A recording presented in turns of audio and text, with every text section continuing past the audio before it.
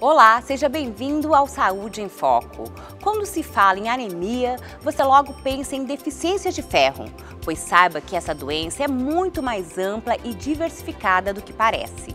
Para falar sobre esse assunto, vamos conversar com o Dr. Marcelo Santos, que é hematologista e oncologista pediátrico.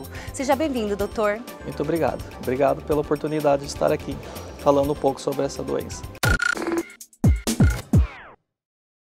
Segundo dados da Organização Mundial de Saúde, aproximadamente 30% da população do planeta, cerca de 2,2 bilhões de pessoas, sofrem de algum tipo de anemia. Doutor, o que caracteriza a anemia? O que caracteriza é quando a pessoa faz um exame de sangue, o hemograma, e vê a taxa de hemoglobina e hematócrito baixa. E é através desse exame inicial que nós vamos investigar qual é a causa da anemia, o que está levando a pessoa a ter essas alterações no exame de sangue. E existe algum sintoma? Sim, existe. A partir do momento que a pessoa vai ficando anêmica, que vai tendo a diminuição da taxa de hemoglobina, ela vai ficando mais cansada aos esforços diários, ela apresenta uma palidez cutânea progressiva, ela vai tendo, quando ela é muito mais grave, principalmente na deficiência de ferro, pode ter queda de cabelo, pode ter as unhas rachadas, pode ter a pele ressecada. Tem alguns sintomas que parecem muito interessantes, mas a pessoa tem aquela paladar por coisas estranhas, né? De ficar comendo arroz cru, de ficar chupando gelo. Então são sintomas assim bem diversificados que levam a você pensar que essa pessoa tem uma deficiência de ferro ou de vitaminas, que é a causa da anemia. A gestante geralmente é que tem esses tipos de desejos diferentes, não é? Será que está faltando também? Pode até ser, mas acho que são coisas distintas, né? Essas coisas são bem características de crianças que são desnutridas, que têm uma alimentação muito pobre em ferro e vitaminas, e alguns adultos, principalmente pessoas que já fizeram uma cirurgia bariátrica, que acaba cursando com uma deficiência de ferro e vitamina B12 e também apresenta esses sintomas. E é só através do hemograma que a gente consegue identificar a anemia? É o primeiro exame a ser feito. Então é identificado que existe uma anemia e através de outros exames nós vamos ver quais são as causas. Então precisamos fazer a dosagem de ferro no organismo, a ferritina, que é um estoque de ferro no organismo, a contagem de reticulócito, que vê a produção dessas células vermelhas no sangue. Precisa fazer um exame de urina, porque às vezes a pessoa tem uma infecção urinária assintomática, e isso pode ser a causa da anemia por perdas crônicas de sangue. Precisa fazer um exame de fezes também, porque ela pode ter uma perda crônica de sangue pelas fezes devido a alguma doença no intestino. Então são vários exames que precisam ser feitos. Qual a causa mais frequente da anemia? A mais frequente é pela deficiência carencial de ferro e vitamina B12. E como fazer para suprir essa, depois que diagnosticado a anemia, como que a pessoa pode fazer para suprir essas deficiências?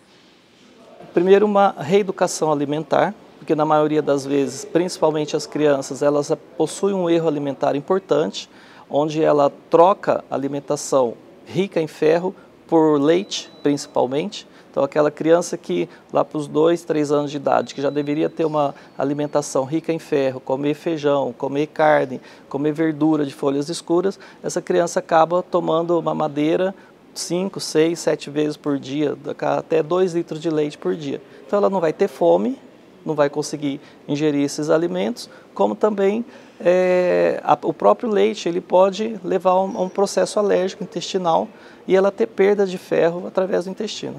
Então a mãe não pode chegar simplesmente na farmácia e comprar já o ferro, não é assim? Não é assim. Além de ter essa mudança do hábito alimentar, precisa ser medicado. Então precisa tomar a vitamina B12 ou o ferro, que é através do sulfato ferroso, né, por um período de tempo para repor toda aquela necessidade que o paciente tem. Doutor, existe um grupo de risco para ter anemia ou todo mundo tem anemia? Pode ter anemia? Todo mundo pode ter anemia, mas aquelas pessoas com um erro alimentar, principalmente as crianças, né, elas são maiores, que têm maiores riscos para desenvolver anemia. E isso falando da anemia carencial. E as pessoas que fazem a cirurgia bariátrica, que também acabam sendo mais propensas a ter anemia por carência de ferro e vitamina B12 e ácido fólico também. E os vegetarianos? Os vegetarianos precisam, na maioria das vezes, acabam precisando fazer uma reposição de ferro na sua dieta, porque ela é pobre em ferro principalmente. Doutor, então as pessoas que não se alimentam da forma correta, acabam desenvolvendo a anemia. Existem outras doenças que podem acarretar essas pessoas? Devido à anemia? Devido à anemia? Sim, ela pode chegar a ter uma desnutrição. Ela pode chegar a anemia ser tão crônica e persistente que ela não percebe que o próprio coração está fazendo um esforço maior para poder trabalhar. Então pode levar a alguma doença cardíaca no decorrer do tempo. A anemia mata? Falando assim, em relação à anemia por carência de ferro e vitaminas, é difícil chegar a esse quadro. Só se a pessoa for muito desnutrida, né? Mas é muito difícil. Às vezes a gente chega a receber no pronto-socorro crianças, devido a esse importante erro alimentar, com uma taxa de hemoglobina de 3, sendo que o normal é 12. Ela chega ali com 3. É uma emergência médica. E aí, nesses casos, acaba precisando tomar sangue, receber concentrado de hemácia, porque aí ela está é um grupo de risco grande para chegar ao óbito, sim, se não for atendida com rapidez. Doutor, dá algumas dicas para essas mamães do que elas podem, qual que é o alimento que ela deve estar inserindo sempre na alimentação dos seus filhos? Bom, a gente sabe que até os 6 meses de idade a criança pode se alimentar exclusivamente do leite materno. A partir dos 6 meses de idade, ela precisa começar a comer outros tipos de alimentos, principalmente alimentos de sal, né, que contenha ferro. Então ela precisa comer carne, ela precisa comer feijão, ela precisa comer verduras de folhas escuras, ela precisa também diminuir a quantidade de leite para que a criança crie o costume e o hábito de ingerir esses outros alimentos. Ok, doutor. No próximo bloco, nós vamos falar de outros tipos de anemia. Fique com a gente. O Ministério do Turismo adverte: muitas vezes a exploração sexual de crianças e adolescentes acontece diante dos nossos olhos. Quem finge que não vê, vira cúmplice. Fique de olho e denuncie. Disque 100. Ministério do Turismo, Governo Federal, Pátria Amada Brasil. Nesse segundo bloco, vamos falar de anemias hereditárias. Dr. Marcelo, quais os tipos de anemias hereditárias e qual é a mais frequente? Os tipos de anemia hereditária é a anemia falciforme, a talassemia e a esferocitose. São todas anemias porque a paciente ele herda dos pais uma alteração genética no gene que produz as células vermelhas do sangue. A mais frequente é a anemia falciforme e que é bastante frequente no nosso meio aqui no nosso estado. E é um tipo de anemia que conseguimos fazer o diagnóstico precocemente já ao nascimento com o teste do pezinho. Então todo pai tem que fazer, pai e mãe tem que levar o filhinho. Aliás, na verdade, hoje todos os hospitais já garantem, né, o teste de pezinho, não é isso? Sim, ele já é feito já para todo recém-nascido e nele um dos exames é a pesquisa de alguma doença hematológica, nesse caso as anemias hereditárias. Doutor, e como que é feito o tratamento depois que diagnosticado, se o bebê tiver realmente nascido com essa doença? É um paciente que ele precisa fazer o acompanhamento médico para o resto da vida, né? Principalmente no caso da anemia falciforme, porque é uma doença que ela dá sintomas no decorrer de toda a vida. Então, antes até da gente falar do tratamento, então é uma pessoa que vai ter como sintomas, ela pode ter uma anemia importante, às vezes com necessidade de tomar sangue frequentemente, ela pode ter dores nos ossos, ou dores osteoarticulares, ela pode ter dor abdominal, um aumento do baço. Então é um paciente que tem que permanentemente fazer um acompanhamento médico para receber medicamentos para evitar esses tipos de sintomas e evitar as complicações que a doença pode ter. É muito comum essa doença? No nosso meio, é uma criança nascida em 500 apresenta anemia falciforme. É bastante frequente, sim. E quais os sintomas? Quando que a doença ela começa a se manifestar? Ela começa a manifestar em torno dos 6 meses de vida da criança, que ela pode ter, que a gente chama de síndrome mão e pé, onde a criança tem um inchaço e dor nas articulações das mãos e dos pés. Esse pode ser o primeiro sintoma da anemia falciforme. O outro sintoma é a própria anemia, é a palidez cutânea progressiva que a criança tem, as crises de dores pelo corpo, que ela pode apresentar, e também o aumento de volume do abdômen, porque no início ocorre um aumento do baço. Então, são sintomas que a gente tem que estar atento para fazer esse diagnóstico.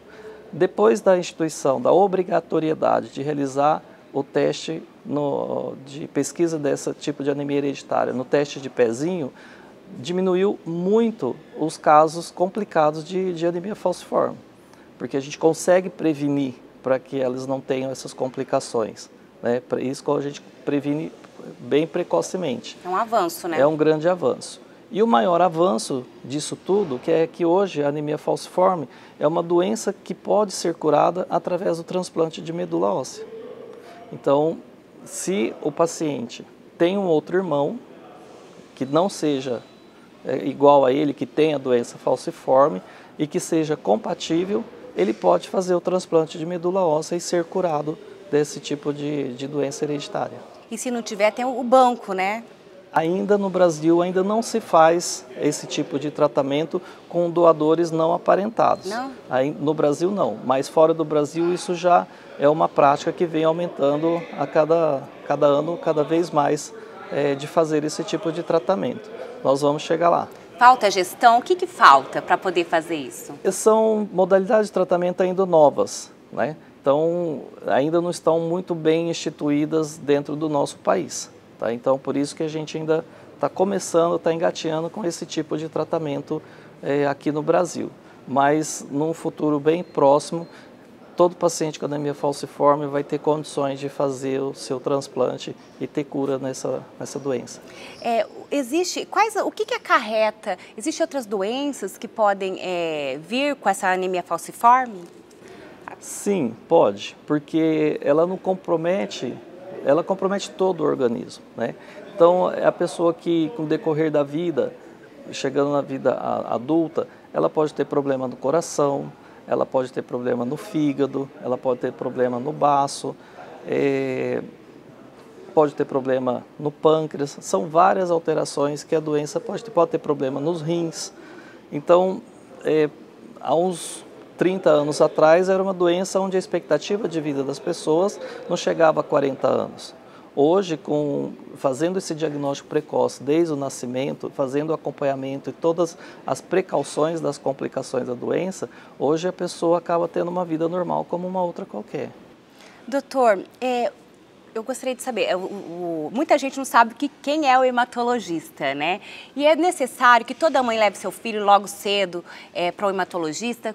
Explica pra gente. É necessário que toda mãe leve seu filho regularmente ao pediatra. Você me dá a oportunidade de dizer, porque hoje a gente vê muito, levo o filho no médico quando ele tem uma febrinha, vou levar ao médico. E a gente pergunta, seu filho tem um pediatra? Faz um acompanhamento regularmente? E na maioria das vezes não. Então, as crianças, elas precisam de um atendimento regular, inicialmente com um pediatra. E o pediatra ele tem a capacidade de detectar precocemente alguma alteração e aí encaminhar para o especialista. O senhor também é oncologista pediátrico, né? E é importante a gente estar explicando, levando essa informação para o público, né? Que tem muitas crianças que têm anemia devido à leucemia, é isso? Isso. É muito frequente essa pergunta se a anemia causa leucemia. Não, é o contrário.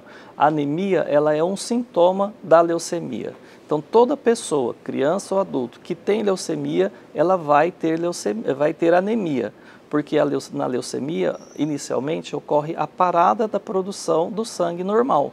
Então, consequentemente, vai ter anemia devido à doença prévia, à leucemia. E também no decorrer do tratamento, a pessoa pode desenvolver anemia porque ela toma quimioterapia e isso também pode causar em alguma fase uma anemia. Que tudo isso pode ser controlado, pode ser tratado.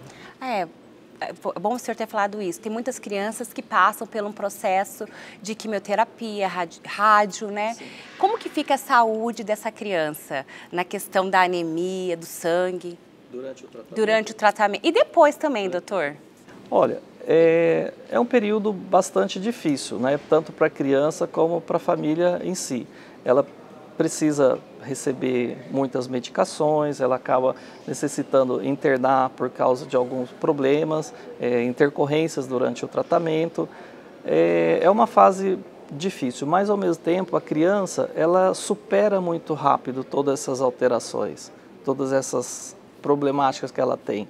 Então ela precisa às vezes ficar internada uma semana, 2 semanas, às vezes até um mês, mas na hora que ela está bem, ela sai da internação já brincando, dando risada, como se nada tivesse acontecido. Então isso a gente aprende muito com eles, essa superação de todas essas dificuldades que eles passam. E principalmente depois que acaba o tratamento, é vida normal, sem problema nenhum. Doutor, obrigada pela sua entrevista. Eu que agradeço a oportunidade de falar dessas doenças que são frequentes em relação às anemias, né, aqui na população, esclarecer a população sobre isso e falar um pouco também da oncologia pediátrica, que é apaixonante a gente trabalhar com esses pacientes e poder oferecer cura para eles. Obrigada. O programa Saúde em Foco fica por aqui. Obrigada, doutor. Continue assistindo a nossa programação e acompanhe também nossas mídias sociais. Até o próximo programa.